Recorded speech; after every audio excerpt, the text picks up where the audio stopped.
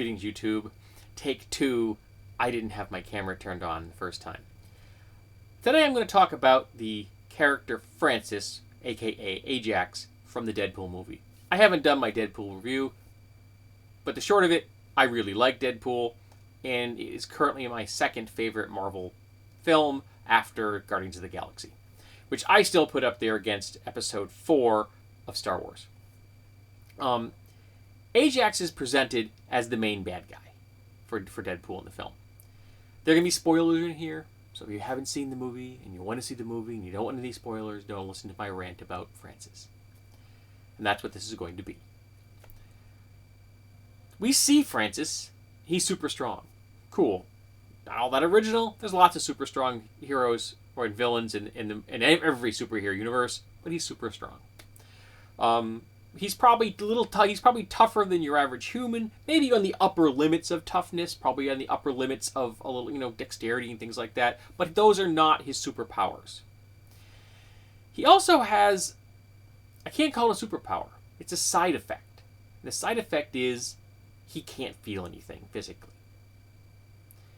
Now, he is an artificial mutant in the sense that he was created through a chemical process. He was given a specific drug, put under physical stress, and it unlocked his mutations. Which means that any human can be a mutant. Now, I have always said that mutants in the Marvel Universe are an analog for the LGBTQ community. So this means that anyone can be queer, which made me smile. So we've got Ajax. Super strong, pretty tough, pretty skilled, no nerve endings. Now, in my favorite tabletop post-apocalyptic role-playing game, Gamma World, there is a mutation called no nerve endings. It's a defect. It's a defect for a reason. Because Francis would be helpless. Every day he would be in danger of cuts and burns and shocks, of being poisoned from chemical abrasions and injuries, from being envenomated by insects and such, and animals.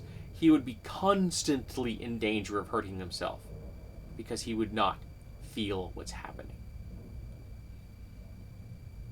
He would not be able to do anything unless he was actually watching his hands or watching where he's walking. An incline, he'd stumble, whether it's going up or down. He couldn't do touch type because he got no feedback. He doesn't know how hard he's hitting the keys. He knows nothing. He can feel nothing. This is how it's presented in the film. I think the comic book is just a little more limited than that. But in the film, he says nothing. And that means nothing. Now, how do I know this? Because I suffer from neuropathy. And I can't feel my feet. Well, very, very limited sensation in my feet.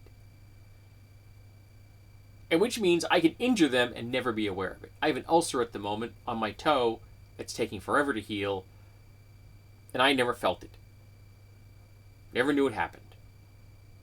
Your average person would have felt the infection, but I didn't until it was too late. In addition, because I get no feedback from my feet as a person without this problem, I am very uncoordinated. I can literally stumble walking across a level flat floor. I wasn't coordinated before I got neuropathy. Getting neuropathy has not helped the process. So Ajax would not be dexterous. He would not be agile. He would not be able to fight. He would not know if he's holding his shiny axes unless he was looking at his hands. He would be an invalid. Helpless. Also, no sex. Ever. He could be aroused. Can't do anything about it. Think how much that would suck.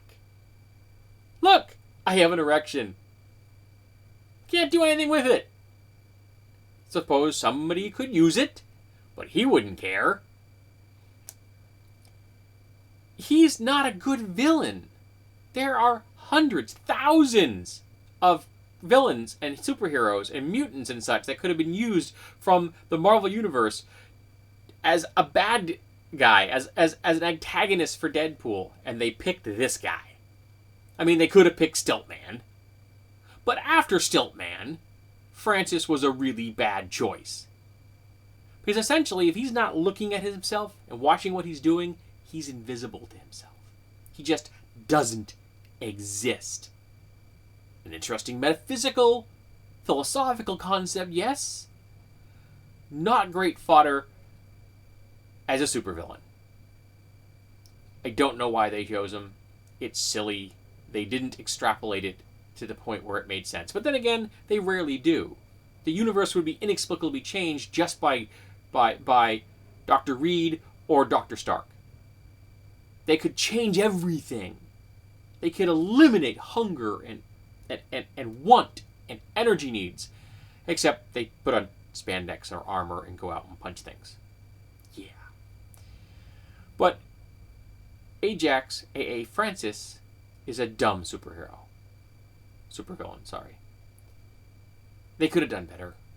Deadpool deserved better. Let's start the conversation. I consider Deadpool and Francis to be mid-tier supervillains. Okay? They're not the really big guns, they're not the really low-powered ones.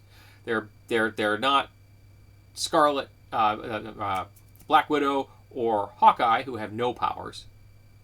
We're just skilled people. And they're not Thors and Iron Mans and, things like that. They're good mid-level. I put them up there with Wolverine and Spider-Man. Mid-level heroes or supervillains. So, let's get a conversation started. Who would you have picked to be the villain for Deadpool to fight? Because I can guarantee you that any of you watching this video could come up with a better choice than Francis.